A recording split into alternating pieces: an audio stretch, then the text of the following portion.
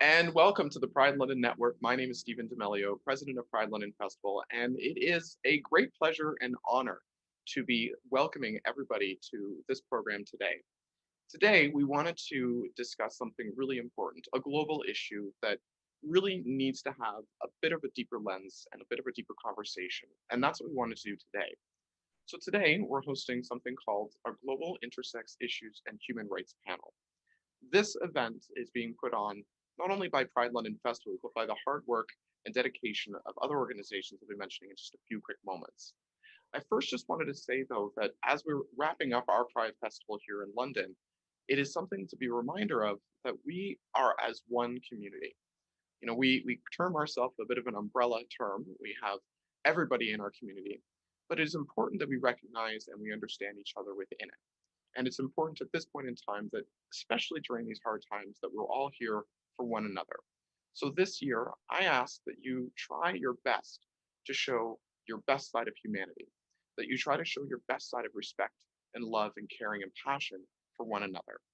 And in the spirit of this conversation, that you take some time and learn, educate yourself, read, listen to the discussion that we're about to have, and try your best to move forward with open hearts and open minds.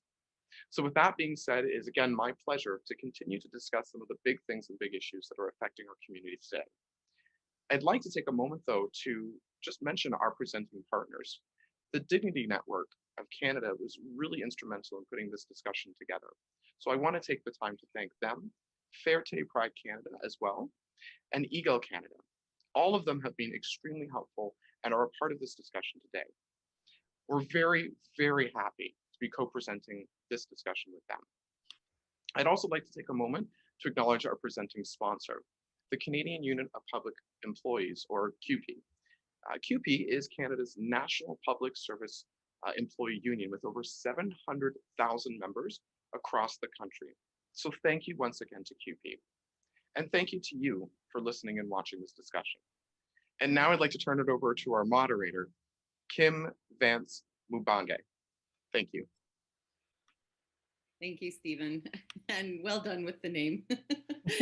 I appreciate that. That's a difficult task. Well, welcome everybody. And it's so nice to be invited to moderate a panel with old friends from around the globe. And nice to see you all this morning, this afternoon, or this evening, whatever time zone you're in. I'm going to do some quick introductions, and then we'll get going into a conversation, hopefully fairly interactive. And unfortunately, because this is pre-recorded, we won't have any Q&A time at the end, but hopefully we can provide enough insightful information for people. So I'll just start by introducing our panelists very quickly. We have Julius Kagwa, who is the Executive Director of Support Initiative for People with Atypical Sex Development, or SIPD, Uganda. This organization is the first intersex human rights organization in Uganda, which through community outreach and engagement provides reliable and objective information on atypical sex development issues, also known as intersex conditions. SIPD particularly addresses the need for organized medical and psychosocial support, public education, as well as advocacy for human rights protection of intersex children and people. Julius is a fervent first-generation advocate for human rights and dignity of intersex and gender non-binary people in Uganda and throughout Africa, and has facilitated several national, regional, and international workshops on the rights of intersex and gender variant people. His passion is to see a world where every human being is treated with dignity and without discrimination on any basis. Welcome, Julius. I'll keep going with the introductions and then we'll get into our Q&A time. Next, I'd like to introduce Hiker Cho. Hiker is a pioneer of the intersex human rights movement in the Asian region and from Taiwan. Hiker founded OII Chinese in 2008, which is a platform for Chinese-speaking intersex people to get information, awareness, connection, peer support, and an intersex human rights advocacy organization. Hiker was the first person to come out as intersex in Taiwan, initiating the Global Free Hugs with Intersex movement in the 8th Taipei Pride Parade. Hiker has been devoted to building intersex connections in Asia since 2013, after sharing their intersex life story at an ILGA Asia conference there. Hiker also serves as chair and executive director for Intersex Asia since 2021. Also like to introduce Dr. Dan Gatas. Can I just call you Dr. Dan? Dan is the executive director of organization Intersex International, OII Europe. He started advocating for intersex human rights in Europe in 2009 and has since provided expertise to governments, the EU, Council of Europe, UN treaty bodies. He was one of the initiators of the first International Intersex Forum in 2011 and co-authored the Malta Declaration in 2013. And if you're not familiar with that, I'd say look it up. It's a founding document that's used quite a bit in the movement. Dan also from 2015 to 2020 was the European advisor for the Australia Intersex Human Rights Fund and is the fund's senior advisor since 2020. Welcome, Dan. And then finally, we have Dr. Morgan Holmes, who has been doing scholarly work and activism in sex, gender, and sexuality studies for 3 decades, primarily focused on legal and ethical rights of intersex infants and children. Her work spans disability studies, philosophy, anthropology of medicine, and cultural studies. Morgan is frequently consulted by both government and professional associations. Contributions to intersex discourse in Canada and beyond, which are significant and field shaping.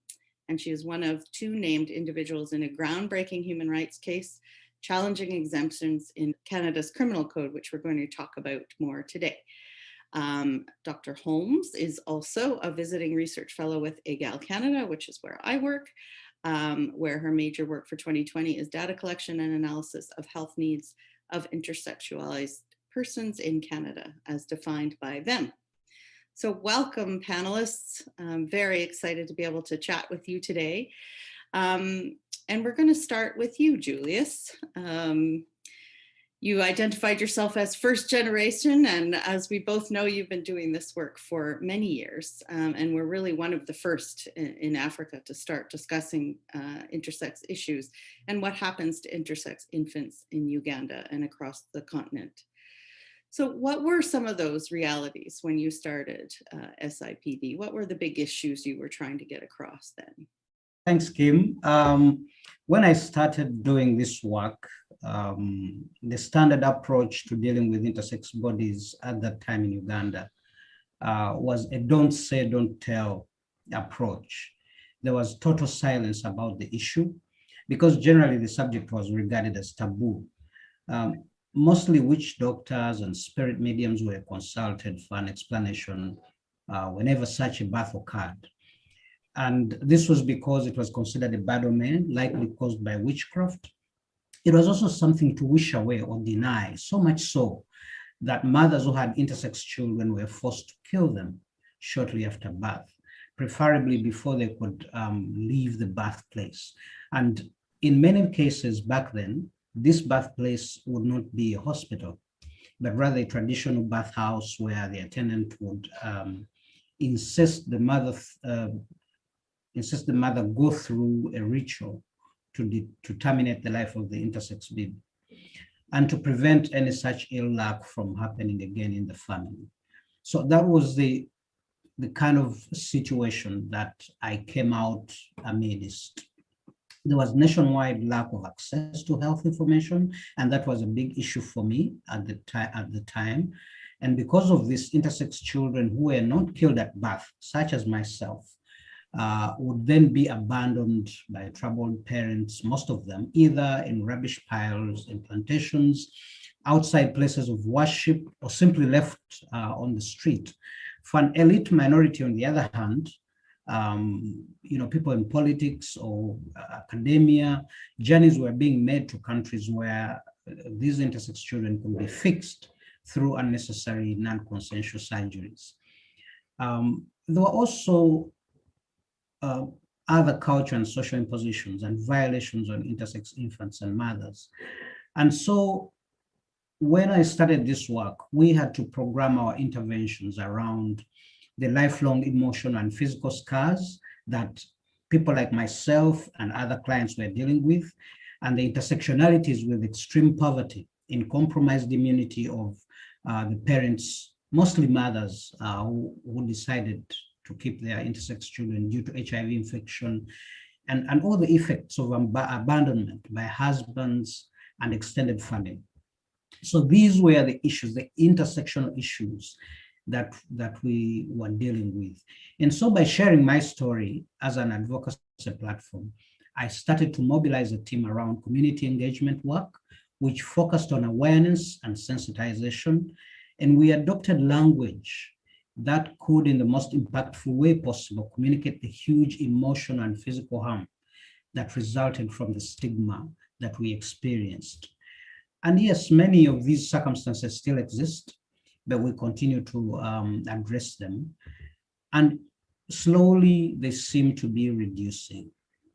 Let's talk about some of that reducing, because I know there's been a lot of changes, many of which have been at your initiative or the organization's initiative. So what has changed over the years since you started this work? A lot has changed. We have seen some positive and encouraging changes, both in my country, Uganda, and across the region, but these have been in varying degrees. For example, there's been significant increase in visibility and capacity of African intersex people. When I started doing this work, I was a lone voice, almost in every space.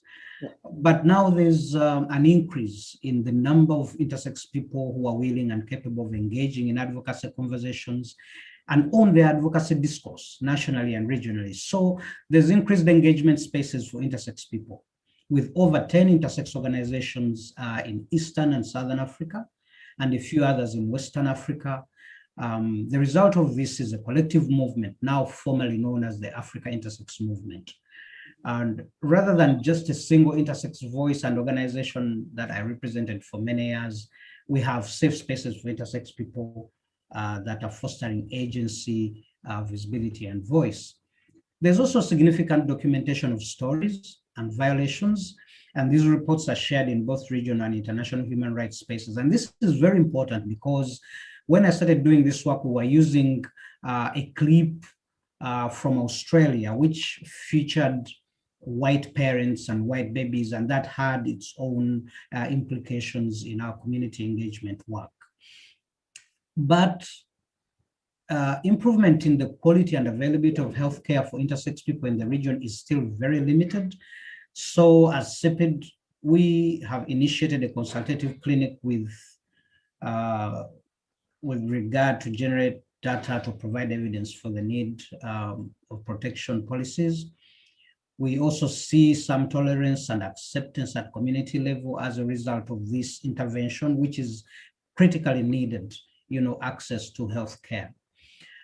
Even though the tolerance that we see is still very conditioned, and this affects us because we're still socialized, our bodies are still socialized, and we're still working on that. And with this development, we see some limited participation of intersex children and people in decision making. It is very small, but it is something to note. There is a major change in the increase in the number of community-based alliances that are advocating against silence and involuntary fixing of intersex infants. And this is also very significant to us because one of these allies is a faith-based organization, World Vision Uganda, which sends an important message. And I will say a little bit about that in a bit. But there's generally increased public dialogue and interest around intersex health and rights, both in country and at regional level. We see bills being tabled in Kenya.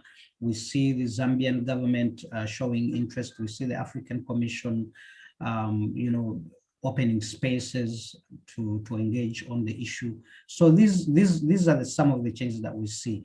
However, the ever-increasing influence of fundamentalist evangelical rhetoric which is now prevalent even in our parliament and in our, among politicians. This rhetoric continues to conflate intersex issues with homosexuality and threatens these developments. And it also poses new emotional and physical consequences and violence for intersex people. But we believe that the gains that we have seen, small as they are, we believe that our persistence in sharing an approach that embraces open discussions and condemns the killing of intersex infants will continue to sustain the safe spaces that we have managed to create along with other people, for intersex people to come out and for parents to have options when an intersex child is born.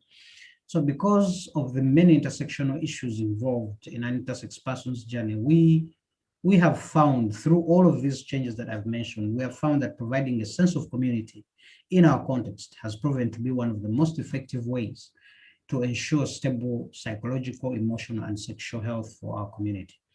Even if it is still extremely scanty and the people who provide it, like myself, are burnt out, it has provided significant changes across the region. And we just have just a minute and a half left, Julius, but maybe you said you'd come back to World Vision. I just want to ask a bit more about that, because it's there's lots of Canadians who support World Vision or who want to support World Vision. I think they'd be interested to know what they might be doing with your organization.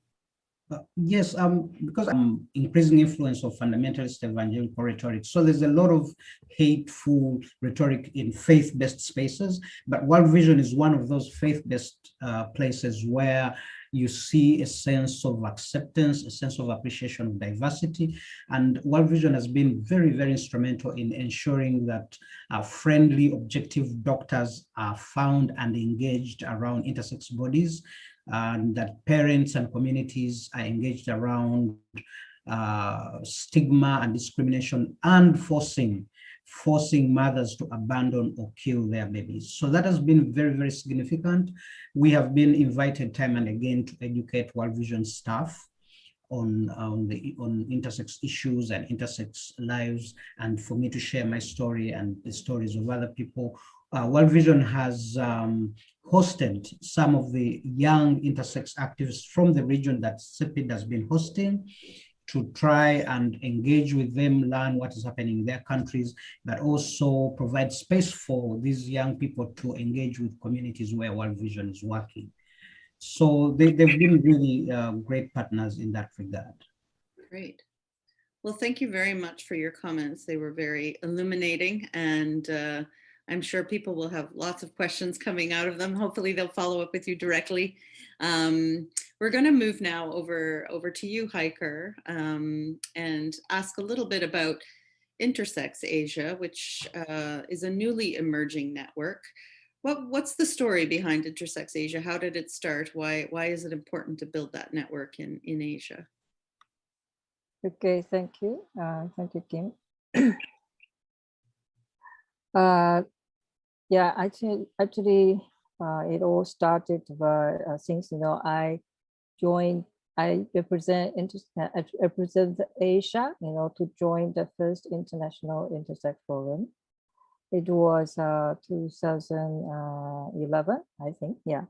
And it was a significant event and achievement in our movement, because since that time, the movement become a global one. But I was the only one from Asia in the first year and the second year. So I really feel very alone, and I couldn't take that huge responsibility by myself.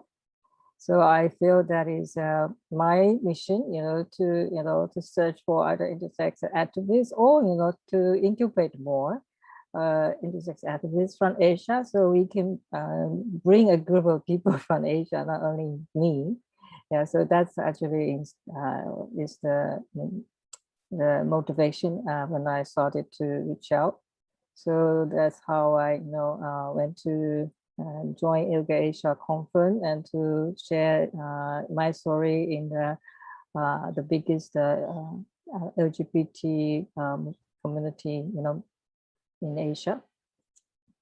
So that's how I start. And fortunately, I did met some people, gradually. And the purpose is, I want to create a big voice from Asia, because I'm known from a small island in Asia. I don't know about that many issues from so many countries in Asia. So I have to find other people to join me and listen to them and help them to be listened. So that's why that's how Intersex started. Actually, I started as a Facebook community. Then gradually I met people online. Then in 2015, we met we gathered 6 Intersex people from Asia in the Asia Conference in Taipei. And that was our first gathering. So in 2017, the 4 International Intersex Forum, we can, we can come, together with a group of people. I think 6 intersex activists from Asia to join the 4 International Intersex Forum. I finally not the only one from Asia anymore. So after that, in 2018, we lucky because we have a group and we feel the need that we need to have our own forum in Asia. So in 2018, we had first Intersex Forum in Asia, also sponsored by Australia. And during the forum, we feel that we need, to build a network for intersex community in Asia, because we are very weak. Actually, all of us, most of the participants actually are alone from their country, and only like a few intersex organizations at that time. So we feel that we should get together and have a network to support each other. So during the forum, we decided to start the network since 2008. And it is very important because in this, I think in the second year, we face COVID-19 impact. And actually, it is very helpful that we can get together. So we got the opportunity to support people on the ground, in different countries from our, through our member organization support. Yeah. So you've highlighted a little bit sort of the challenges of working across such a vast region and, many languages, many cultures. What are some of the main goals? What is it that you want to accomplish in these early days, other than building the network itself, of course? Yes, actually, we are still a small group of people working in Asia, and it's hard to promote a movement here. So we want to incubate more intersex activists, especially new generation, and hopefully we can help them to to build up organization, intersex-led organization in each country in Asia. Yeah, because there are more than 50 countries in Asia. Now we only have 3 registered on intersex-led organization here in Asia. So there's still a long way to go, because we don't know the situation from every country, and we need to learn from people in the country. So now we are, working hard to, outreach people here. Yeah, and yeah, it's very challenging. Yeah. How do you work across some of those, some of the linguistic barriers and the? Yes, that's the main issue. There are so many different languages in Asia, and even like one country, like for example, like India, there are 2,000 different languages in India. Can you imagine that? And there are 6 main languages they use in all across the country. So language barrier is a very big issue for us. And also there are so many terminology issues because intersex is a Western terminology, but it's important to introduce it because it's now is human rights language, right? It's very important. So, so we start, our first program is, to translate the UN Intersex fact sheet in more than 10 different Asian languages. But we insist to, to have in the intersex person to review it. So, so there are still many other different languages that we haven't had intersex person to like proofreading for us, because I think the terminology issue must be respected, right, by the people from the country.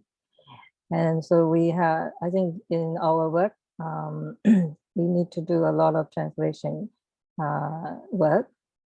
But I think the one important thing that we did in the Asia Forum, the first Asia Forum, is that we have our first Asia intersex statement, the first time ever, and it was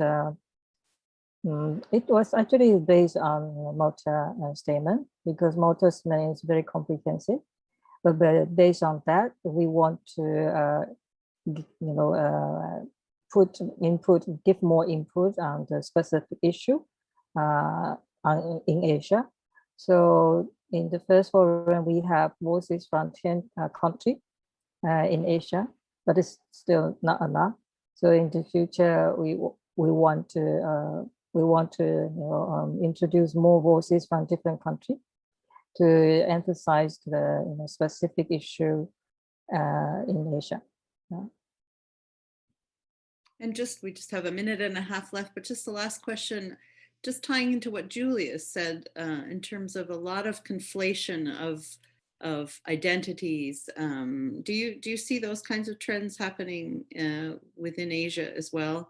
Confusion about different identities, trans, intersex, the whole LGBT spectrum. Do you see that kind of? Yes, certainly. I think like many other places, people always confused about intersex and trans people, especially like in South Asia region, because traditionally they have a Hijra group in the society. So intersex people are always considered as part of Hijra, but actually they are different. They are trans people in Hijra group and also intersex people in the Hijra group, but not all intersex people identify as trans, right? So yeah, people feel that, and in the law of India and Pakistan, I think they also confuse them together, Hijra and intersex. And also in the society, like in Bangladesh, people have no idea about what intersex is. They only know about Hijra. And when a family got an intersex baby, they will be taken from the family to the Hijra community. Yeah, this is something that's still a big issue in the so especially South Asia region. Thank you so much, Hiker. That's been really fascinating to hear about the great work that you're doing and the building movement within Asia. We're going to go over to Morgan now and ask you to talk a little bit about, in the introduction, I referenced a court case that's happening currently in Canada. Can you talk a little bit about what that's all about? What particular aspects of the law you're challenging in that case? Thanks again for inviting me to participate. It's lovely to see Hiker and Dan and Julius, who I haven't seen in person in ever so long. And this has been one of the gifts of COVID, actually, is being able to reach out across vast oceans to people who I think of as family in one way or another. And Julius and I have a particularly strong familial connection in some sense. So hello, Mr. Mann, it's so good to see you. So the court case, yeah.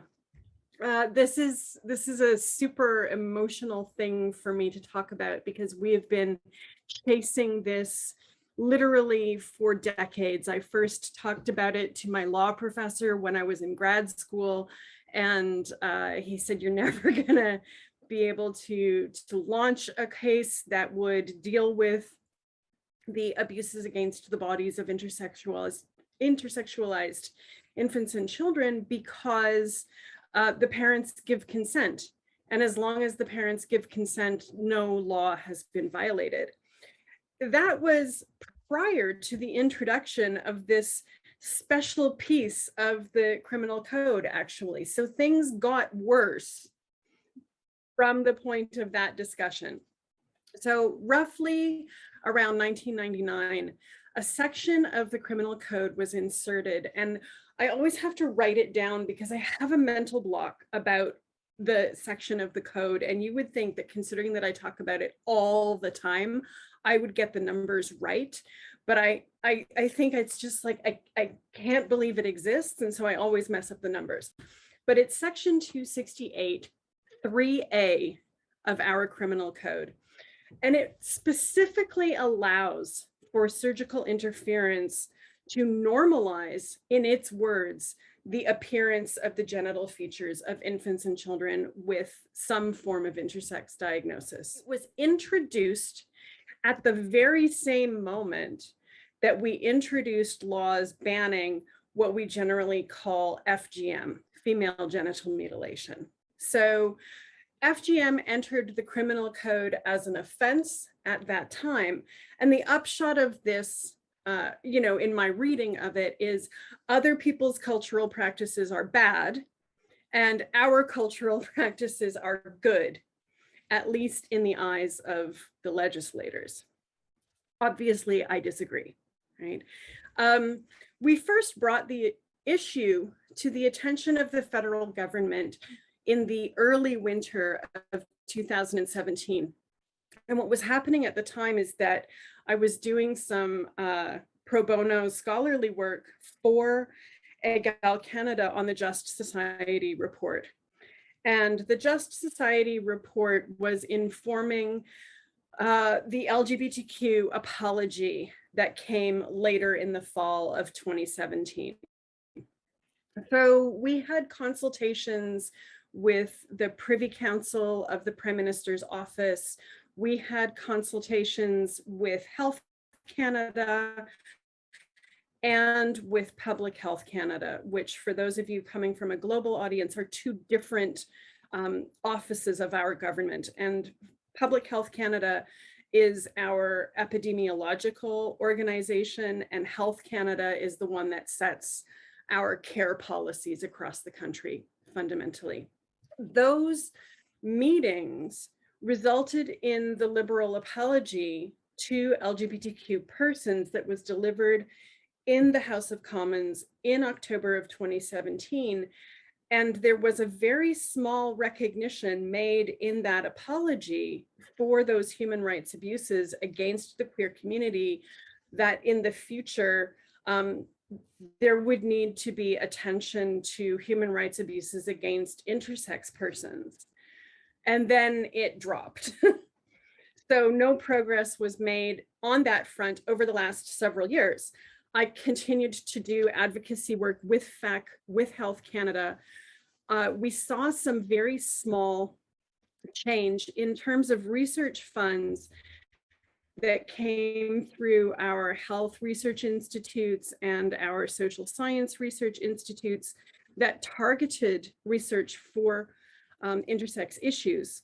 But on application to those programs, we were twice rejected on grounds that intersex people could not know their own realities. And we had not included medical practitioners as the lead investigators in those projects. And so we were told that the work was biased and not valid, and that we would do better if we had surgeons involved. And from a Canadian perspective in health research, this is what we call embedded subject knowledge. And you would not take that position with any other vulnerable group in Canada that was doing embedded subject research. So you wouldn't go to an ethnic minority group doing its own health needs assessments and say, well, unless you've consulted white people on what they think about it, or you wouldn't go to an HIV organization and say, well, unless you have a virologist, you can't have. But this was the response of the Canadian government. So what did happen was that the Liberal government that is currently seated restored the court challenges program in Canada, which had been suspended by the previous Conservative legislation. And the program allowed for a gal to come forward to intersex activists in Canada, and we are very few, but to say, we will help you to get this case launched. And they funded the basic research for a crackerjack legal team to get the preliminary work done to apply for the $300,000 grant required to take this all the way. And I think, it's important to listen to that sum, because that sum is a major impediment for ordinary on the ground intersex activists to acquire. And we never could have got to this stage without having the support of that larger umbrella organization in EGAL and without the commitments of their executive director. So I want to just give a big shout out there to Helen Kennedy for her unwavering support and her willingness always to listen to what intersex actually is. So what happened? A year of research and consultation with myself and Yannick Bastien-Charlebois from UQAM in Montreal, and everybody here except Kim. I don't know if you've met Yannick in person, but everyone else here knows Yannick. And we came forward as the claimants in the case with EGAL as our sponsoring claimant. And the issue is to recognize that this section of the code not only permits egregiously prejudicial behavior, but also the violation of fundamental human rights for intersex minors in Canada. If we succeed with the case, then surgeries carried out on the grounds that we have to have a normal sexual appearance, which is part of the justifying language in the section of the criminal code, will be recognized as a sexual prejudice based on a form of heteronormativity that our lawyers have created a new term for, intersexism, right? So it's kind of like heterosexism, but targeted toward a very particular set of bodies. The case recognizes that this is a violence committed against bodies that are perceived as queer, whatever that means in the moment. So whether we go on to identify as queer or straight or trans or whatever might happen as a set of experiences, the incontrovertible fact is that that surgery is a battery that happens against the bodies, which is like any other violence perpetrated against queer bodies as punishment for their existence. So that's what the case would recognize, that this is a kind of aggravated harm against our persons and against a specific group. Removing the criminal code protection of the perpetrators of this form of medical assault will make the law consistent with the rest of the code.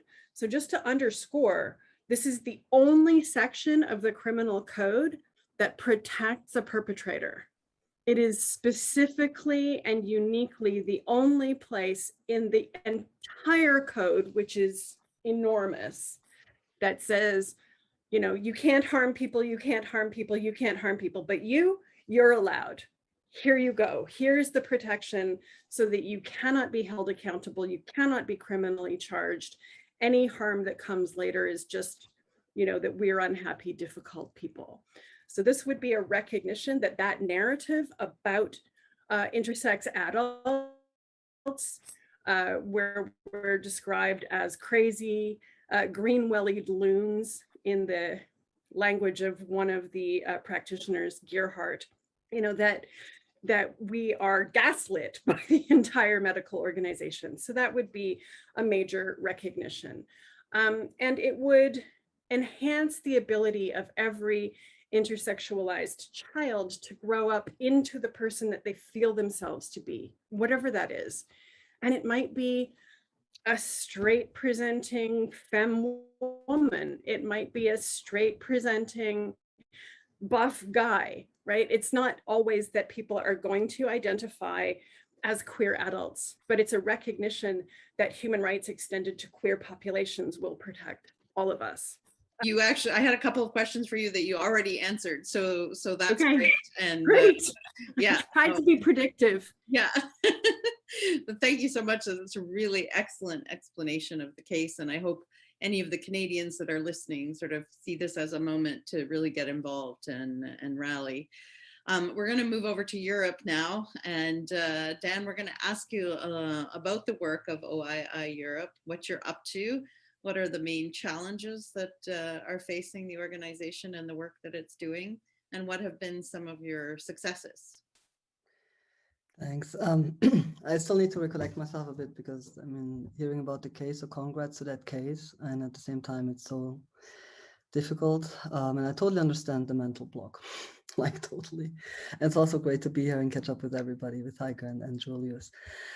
So OI Europe is actually the oldest regional organization, and there's a reason for it. The reason is that we have in Europe pretty strong regional mechanisms that have been used for LGB and then T and now I work that sort of like made it likely that a regional organization would actually have a quite big impact from the start, especially with the allies that we also have on regional level.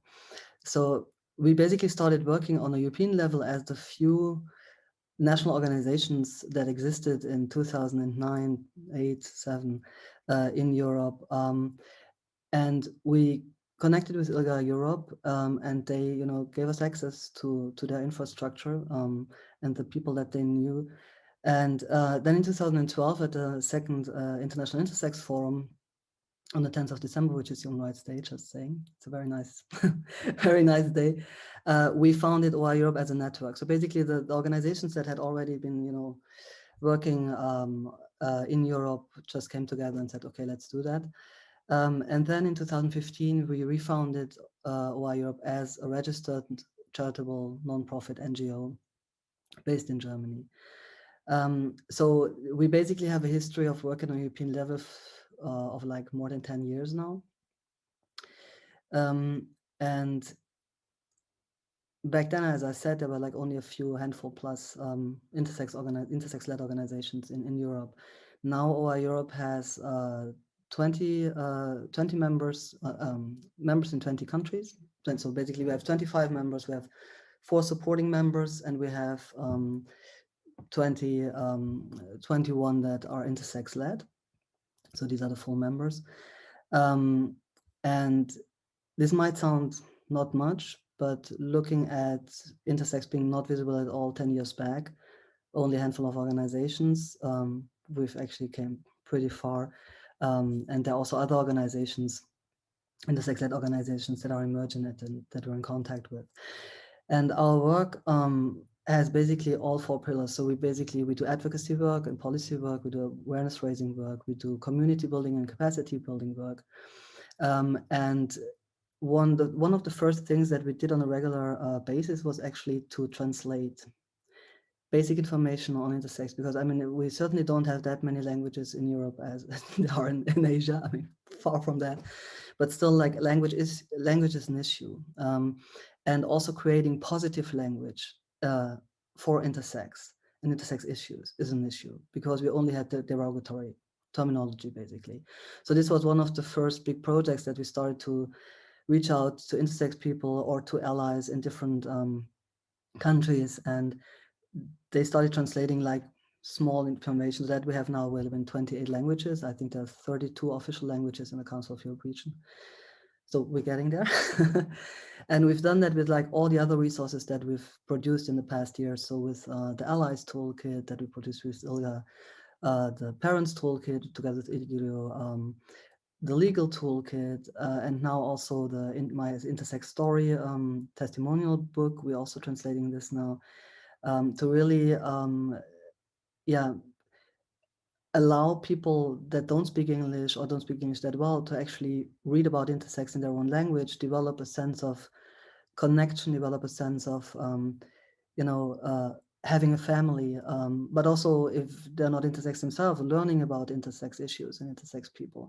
And I think this has been one of the really big successes of Y Europe during the past, we started in 2015 with the program, so basically the past 6 years, and has achieved a lot to mainstream, in air quotes, because we're still quite far from like a general mainstream of intersex or knowledge about intersex, but it has really helped to make intersex more visible across Europe, I would say.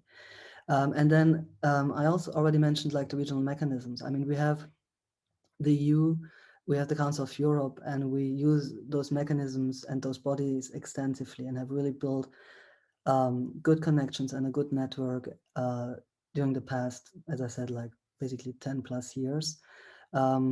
And we can also see that this is now generating successes. I mean, one of the first ones was in 2015, the issue paper of the Commission for Human Rights of the Council of Europe on intersex. And the same year we had the Maltese law on that basically is the first law protecting intersex people on the grounds of sex characteristics. And that sort of like ties in what Morgan said, that we opted for a generalized term because it's in the end not about intersex people or people that are identified by others as intersex. It's about being discriminated and experiencing human rights violations on the grounds of the fact that society considers your sex characteristics, well, not compliant with their expectation. And this can go for any sex characteristic. So it's sort of like a ground that can include other experiences as well. What we also do, we support our national members and all other organizations that wanted in their intersex work on a national level. So we just started a program last year to build capacity of those organizations, and also they had public events where we supported them by, for example, just giving a keynote speech and these kind of things. And we also we also asked for or consulted by governments, for example, of countries where there's no national intersex organization so far. Awareness raising, one of the biggest awareness raising measures that we have is the annual awareness raising campaign during Intersex Awareness Week, so from the 26th of October to the 8th of November. We're also doing international work. We have a very important community event and conference that is basically, so that we started that in 2017. It's basically like 3 days. 1 day is a public conference that is open for everybody. So that would be a panel or whatever is useful for that organization, intersex organization in that country. And then like 2 closed days for intersex people and their families with workshops on capacity building, but also just being together and feeling like, feeling safe. That's basically what we aim for. And all of this is really, I mean, we're still a very small organization. We have 3.5 staff positions right now. So, and I think, I don't remember who mentioned it, but like, I think this is really something that is important to understand, that intersex activists are usually sort of like close to or even in burnout, just because there's still not enough funding. Globally speaking, that is also true for Europe. I mean, we've seen improvements, but it's still a drop. It's still a drop, like a drop of water in the ocean, basically, what is available for intersex work, and intersex work and intersex-led work. So that's the other part of the equation sometimes. When it comes to the issues that intersex people face in Europe, I think they're similar to many that are experienced around the world. So of course, one of the biggest is still IGM. we can see though that there's sort of like a slowly increasing understanding that this is actually a human rights violation. So we had in 2017, for example, the PACE, that's the Parliamentary Assembly of the Council of Europe, issuing a resolution, the European Parliament in 2019. So, and these resolutions addressed like the whole scope basically of intersex human rights violations. And now the European Commission has followed up with a strategy, LGBTI strategy that, and also a child rights strategy, like this year's child rights strategy this year, and last year the LGBTI equality strategy, and both include intersex and really strongly include intersex. So this is a huge success. And again, we benefit from the fact that we have these regional mechanisms, and while we are sometimes pretty much stuck, like, domestically, the regional mechanisms then sort of like start to, balance that out a little bit. We have IGM clearly. We just had a fundamental rights agency of the European Union LGBTI study that for the first time included intersex. And it became very clear that intersex people, together with trans people, but in some areas really like only intersex people in particular, are among the most vulnerable of the LGBTI spectrum. So that goes into for the economic situation, of course, access to health, to educated healthcare, discrimination at school, at the workplace, harassment, violence, etc. So we, for the first time, have actual data for the EU, and of course we use that heavily to make our case. Yeah, so I would say that we're on a good track. We also, of course, in Europe, as in other places of the world, experienced an increase of threats. We see an increase of hate speech because the more visible intersex people become, well, the more they become also target of people that target everything that is not like within the binary spectrum and like the heteronormative perspective. So we can see that's really, and it's really to increase targeting intersex people, because the hate speech is really on the basis of like, targeting people for their sex characteristics or organizations that work for intersex issues on the basis of that work. So we're monitoring this, and then of course there's also the right-wing backlash that is becoming increasingly a bigger issue in Europe, and that we need to monitor very closely. But thank you so much, and I'm glad you raised that last point about the sort of rise of targeting activists and the rise of sort of right-wing. Julius also mentioned it, the fundamentalist churches as well, and it's important to sort of really see that as much as you fight against conflation or confusion of identities, when it comes to that backlash, everyone is getting lumped together and experiencing the sort of full force of some of that backlash. I'll just give a few general summary comments. I want to thank you all very much for your time today. It's so great to see everybody. I look forward to a moment where we can all be in person again very soon, hopefully. Some things that I noticed, some really positive things, is that it's very evident, and I'm sure it'll be evident to anyone watching, that the movements are growing across the globe. And, all of you talked about sort of expansion, connecting new organizations under your networks that you work with, and more voices coming forward. And I think that's the kind of the good news story from the panel, in terms of people are finding a voice and finding a way to kind of express that. And so congrats to all the work that you're doing to enable that to happen.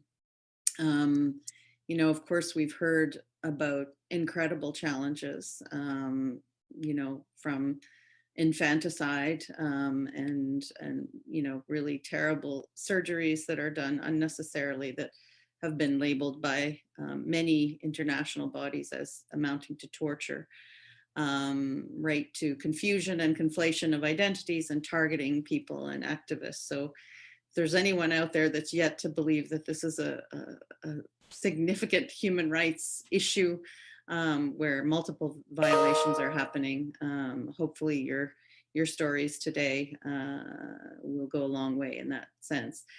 And I want to acknowledge too that the toll that takes on all of you to keep retelling these stories over and over again, and to thank you and to honor sort of your personal sacrifice for doing that, because it does burn you out. And Julius in particular, you know, I don't know how you keep going.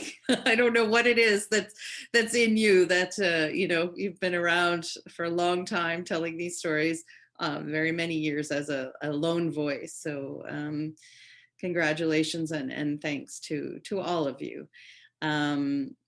I also want to thank our sponsors for the panel today, Dignity Network Canada, Fierté Canada Pride, London Pride Festival, my employer EGAL Canada, and also the Canadian Union of Public Employees, CUPE, who've really been the backbone behind getting through many of us in Canada through this pandemic. So we want to give them a big shout out as well.